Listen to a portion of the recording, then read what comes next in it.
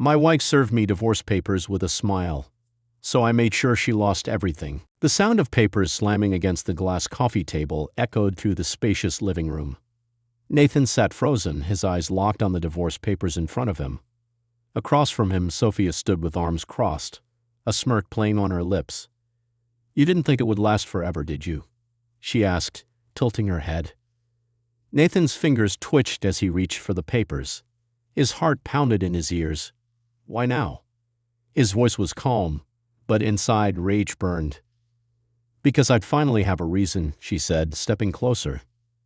"I've been seeing someone else for almost a year. And, well, it's time to move on." His stomach clenched. He looked up at her, waiting for the name. She grinned. "It's Leo." The world tilted. Leo, his best friend, his business partner, the man he trusted more than anyone. Nathan let out a sharp breath and leaned back, forcing himself to stay composed. "You've been sleeping with my best friend for 10 months, and now you want me to just sign these?" Sophia laughed. "Oh, Nathan, you were never good at handling surprises." He clenched his jaw, looking down at the papers. This wasn't just betrayal. This was war. Less than an hour later, Nathan's phone buzzed. Leo. For a moment he considered ignoring it. But no, he wanted to hear it from him. "Are you going to sign them?" Leo's voice was cautious, but there was no guilt in it. Nathan laughed bitterly. "That's what you're worried about. The papers?" Leo sighed. "Look, Nate, I didn't plan for this to happen, but it did. And it's for the best. Our company shouldn't suffer because of personal issues." Nathan's grip tightened around his phone. "So that's what this is. You screw my wife, and now you're worried about business." Leo was silent for a moment. "It doesn't have to get ugly. Just sign the papers, take your share, and walk away. No reason to make this harder than it needs to be." Nathan chuckled, but there was no humor in it. "You're right. No reason to make this harder. Unless, of course, I decide to ruin you first." He ended the call. The game had just begun. Nathan didn't sleep that night. Instead, he went through every contract, every financial report. By morning, he had what he needed. Leo might have taken his wife, but Nathan would take everything else. Nathan knew that if he wanted to destroy Leo, he couldn't act on impulse. Revenge wasn't about anger. It was about patience, strategy, and execution. As the co-founder of Vanguard Enterprises, a tech company worth millions, he had built the business alongside Leo from the ground up. But now, Nathan saw everything clearly. Leo had always been waiting for the right moment to push him out. The affair with Sophia was just the final insult. Sitting in his dimly lit office, Nathan poured himself a drink and stared at the files on his laptop. Buried deep in their financial records, he had found something interesting. Leo had been embezzling money.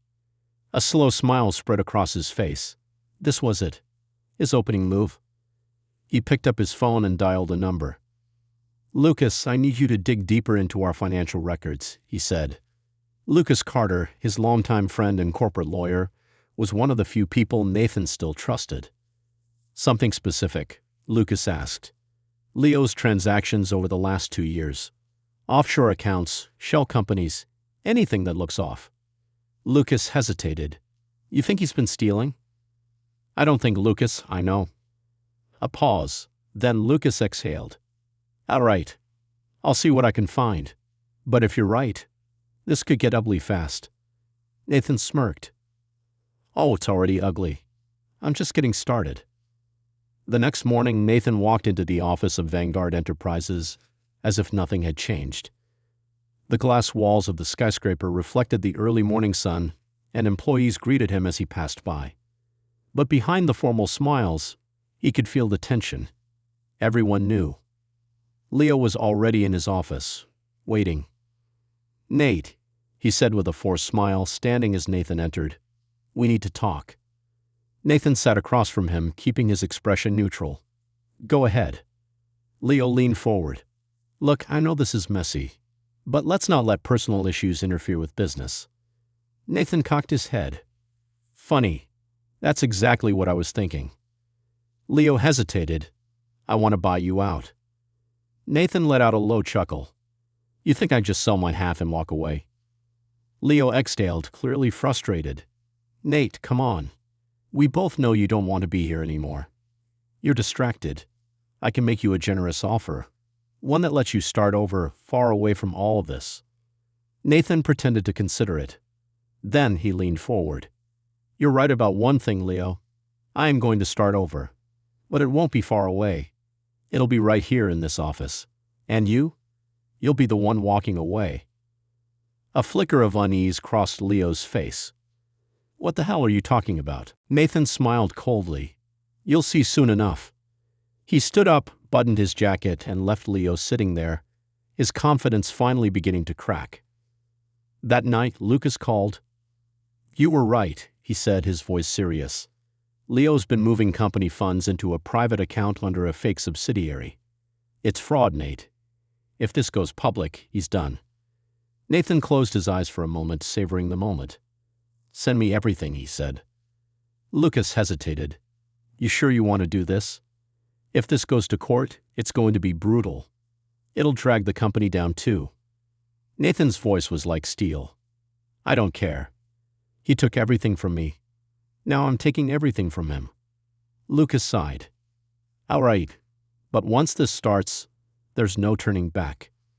Nathan stared at the city skyline outside his penthouse window. Good, he said, because I don't want to turn back. The next morning, Nathan called for an emergency board meeting. Leo arrived last, looking slightly nervous. He tried to play it cool, but Nathan could see the tension in his eyes. As soon as everyone was seated, Nathan slid a folder across the table. I want to bring something to the board's attention. Leo opened the folder and his face went pale. Inside were printouts of the fraudulent transactions, the offshore accounts, the shell companies, all traced back to him. A murmur rippled through the boardroom. Leo swallowed hard. This is a mistake. No, Nathan interrupted, his voice sharp. The mistake was thinking you could steal from your own company and get away with it. One of the board members, a stern-faced woman named Evelyn Ross, spoke up. Mr. Carter, these allegations are serious. If this is true, we'll have no choice but to remove you from your position and involve the authorities. Leo looked around the table, realizing that everyone was already turning against him. Nathan leaned back in his chair. I'd suggest you resign before this gets worse. Leo clenched his jaw, his hands shaking. He opened his mouth to protest, but no words came out. He had lost. By the end of the day, Leo was gone. Nathan watched from his office window as Leo walked out of the building, security escorting him to the elevator. His fall had been swift and brutal, just as Nathan had planned. His phone buzzed. It was Lucas. It's done, Lucas said. The board accepted your proposal. You're the sole owner now. Nathan exhaled, feeling a strange sense of emptiness. He had won. He had everything. But as he looked out over the city, he realized something. Revenge had a price, and he had paid it in full. Weeks passed. Nathan ran Vanguard Enterprises alone now. The company was stable, stronger than ever. But something was missing. One evening he sat alone in his penthouse, looking at an old photo. It was from years ago, back when he, Leo, and Sophia had still been friends. Back when things had been simple. Now they were all gone. His revenge had been perfect, but in the end he had lost more than he had won. And for the first time he wondered if it had been worth it.